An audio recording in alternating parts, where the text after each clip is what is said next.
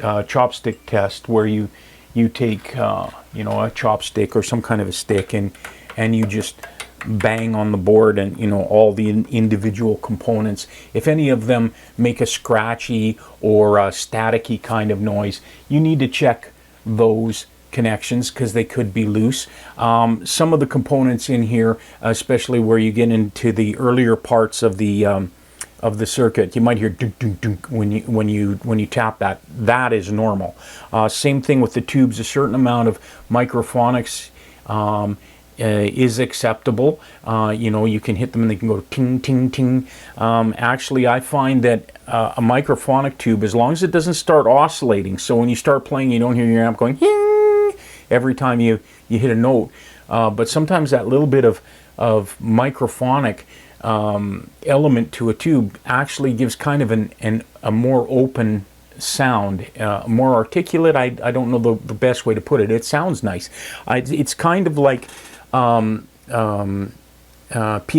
pickups.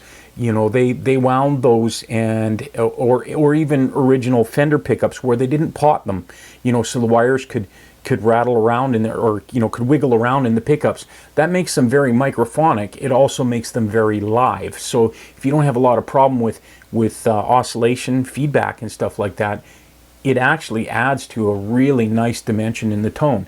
It's the same for tubes. Like I say, if they're very loud or they make a rattle when you tap on them, you might want to try some different tubes.